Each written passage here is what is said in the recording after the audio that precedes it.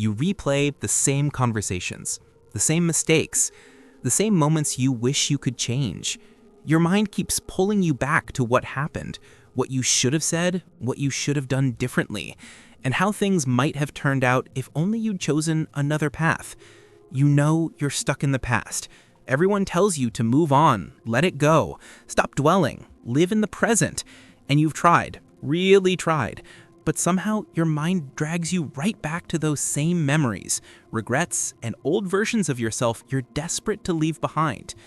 If this sounds like you, pay close attention. The reason you can't stop living in the past isn't a lack of willpower or the wrong technique. It's because you're trying to solve the wrong problem.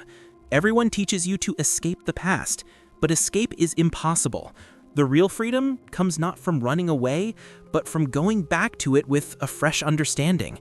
What this really means is that the past isn't just in your head, it's alive in your body, shaping your reactions right now in ways you don't even notice. By the end of this video, you'll see why every technique you've tried has failed, what's truly keeping you trapped, and the counterintuitive truth that sets you free. But fair warning, this isn't the quick fix you might expect. It requires facing what you've been taught to avoid. Before we dive in, if you want to unlock your potential and rewire your mindset, hit subscribe to NeuroReset and give this video a like. That way, you won't miss any strategies to boost your productivity and personal growth. Let's start with what everyone believes and why it doesn't work. You've been told living in the past means thinking about it too much, so the fix is to think less. Redirect your attention, focus on the now. You try mindfulness, meditation, gratitude practices, present moment awareness. You force your mind to stay here, not there. And it works. For a few minutes, maybe hours if you're lucky. Then bam, your mind drifts back to that conversation, that mistake, that haunting past moment. You feel like a failure, like you're not trying hard enough, like everyone else has moved on except you. But here's the aha moment that flips everything. You're not living in the past because you're thinking about it. You're thinking about it because you're living in it. That's the crucial distinction, and it changes everything. What this really means is the past isn't just a memory you recall. It's a live experience, replaying in your body, your perceptions, and your everyday behaviors.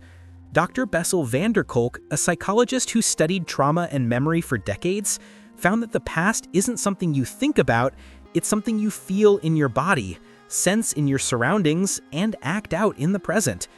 If you feel that disproportionate shame from a simple criticism, pay attention. That's not about now.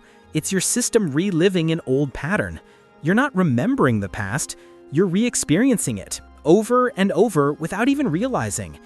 Picture your nervous system like a vigilant bodyguard, always scanning for threats based on what it's learned from your history. This is neuroception from Dr. Stephen Porges's polyvagal theory. It's an automatic process below your awareness. If something today, a tone of voice, a look, a situation, echoes a past danger, even faintly, your bodyguard triggers the same old defenses, not because the threat is real now, but to shield you from what hurt before. For instance, a work critique hits you with overwhelming shame.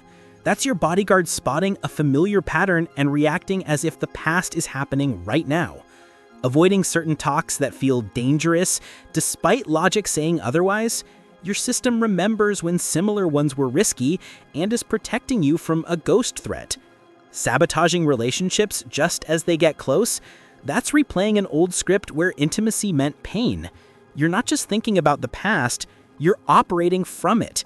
It's like background code you didn't write, running your reactions, choices, and whole way of being. And here's the twist.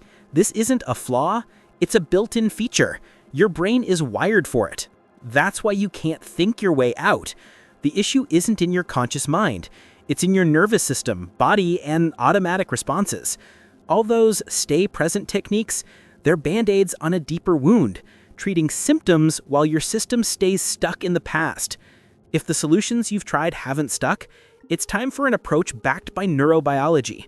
And here's how it works, the counterintuitive path to freedom. You can't stop living in the past by leaving it behind. You have to return to it. Understand what it's protecting you from, and update your system's outdated code.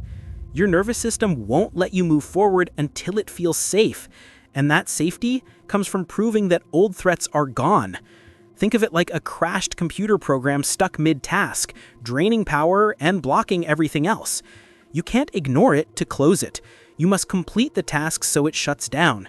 Dr. Peter Levine's somatic experiencing research shows trauma lingers in unfinished defensive responses, like fight or flight that got interrupted. Your system is still trying to respond to years-old events. So here's the roadmap to break free. These aren't quick fixes, they're steps to process and integrate. First, stop fighting it. Resistance amps up the threat signals, making patterns persist. Instead, get curious. When you catch yourself replaying or avoiding, ask, what's my system protecting me from right now? Feel it in your body. Trace the sensation. This isn't overthinking, it's tracking to the source for clarity. Second, acknowledge what happened. Not the story, but the raw experience. How it felt, what you needed but lacked, what your system learned. If you skip this, it feels like dwelling, but acknowledgement resolves while ruminating loops without end. Your system needs to know you've seen the pain. Only then can it integrate and release. Third, build resources now for what was missing then. Create small, real experiences that prove then isn't now.